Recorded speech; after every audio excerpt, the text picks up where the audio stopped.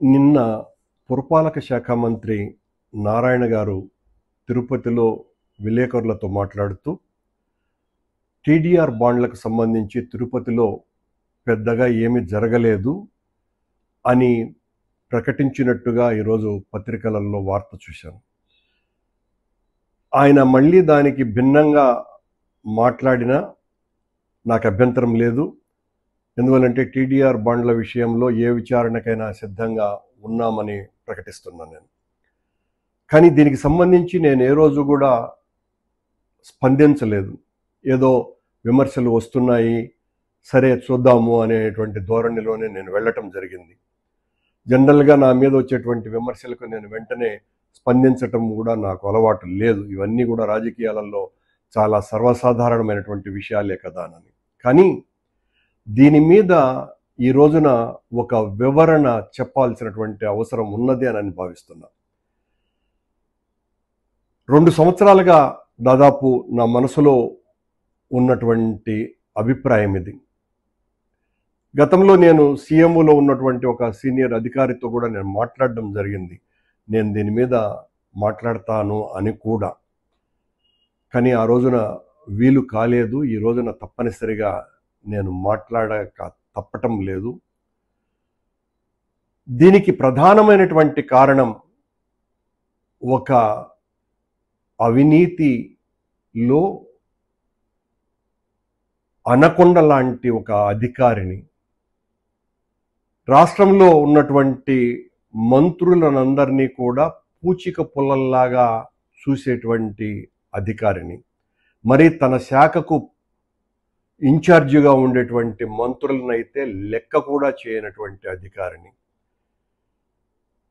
ఆ అధికారిని డబ్బులు సంపాదించటమే తప్ప ఏ నైతిక విలువలు లేనటువంటి మనిషిగా, ఒక మాటలో చెప్పాలంటే ఓ తాటకిలాగా కింది అధికారుల పట్ల వ్యవహరించేటువంటి ఆమె, తిరుపతిలో మేము నూతనంగా రోడ్లు వేస్తున్నాము కనుక ఆ రోడ్లను కోల్పోయి, ఆ రోడ్ల వలన స్థలాలు కోల్పోయేటువంటి వాళ్లను టీడీఆర్ బాండ్ల పేరుతో దోపిడీ చేయటానికి, తద్వారా 100 కోట్లు నొక్కియటానికి ఆవిడ పన్నిన కుటిల పన్నాగాన్ని అడ్డుకున్నాము అన్నటువంటి దుగ్ధతో, కోపంతో ఆవిడ తెలుగుదేశం పార్టీకి సంబంధించిన మా పక్క జిల్లా నేతలకు ఈ విషయాన్ని చెప్పి ఏం మాట్లాడినా చెల్లుతుంది కాబట్టి 2,000 కోట్ల రూపాయలు అవినీతి జరిగింది అని ఆ రోజు నుంచి ఈ రోజు వరకు కూడా మా మీద ఎంత ప్రచారం చేశారో అందరికీ కూడా తెలుసు. ఇప్పుడు మళ్ళీ చెప్తున్నాను, నేను ఏ విచారణకైనా సిద్ధమే. 1 రూపాయి అవినీతి మేము చేసి ఉండినా మేము దేనికైనా కూడా ఆ శిక్షకు బద్దులమై ఉంటామనని. కానీ ఈ అవినీతి అధికారిని గత 30-35 సంవత్సరాలుగా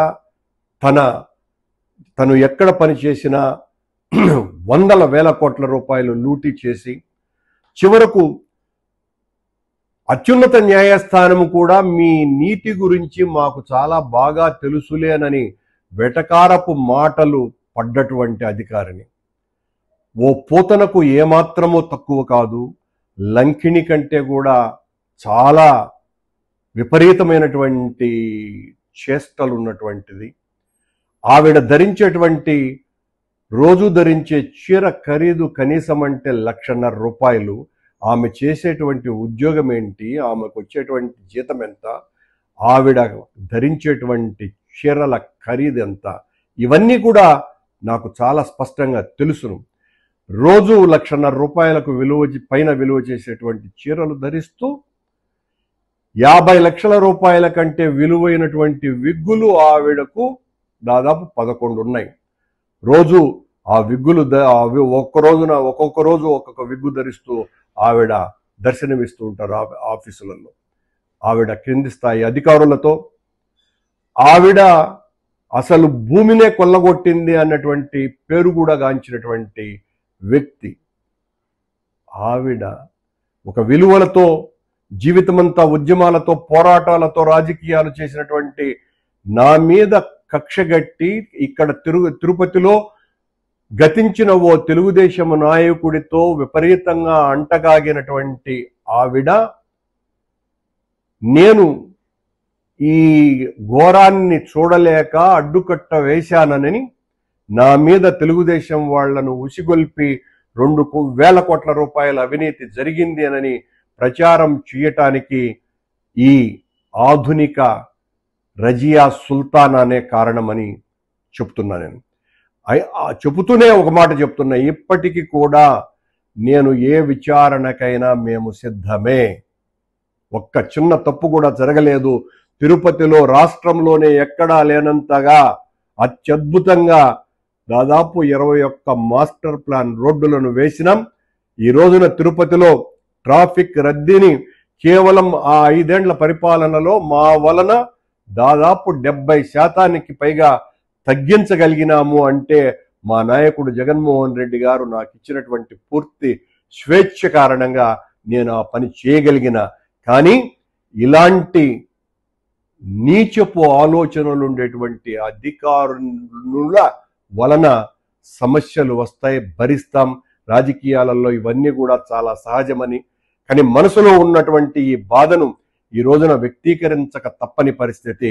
ఇలాంటి కొద్దిమంది, అందరూ కానే కాదు సుమా, కొద్దిమంది ఉద్యోగాలలో చేరి రాష్ట్రమంతా కూడా లూటీ చేద్దాము అనుకునేటువంటి అధికారులతో రాజకీయ నాయకులు కూడా చాలా జాగ్రత్తగా ఉండాల్సిన అవసరం ఉంది అనే విషయాన్ని తెలియజేస్తున్నారు.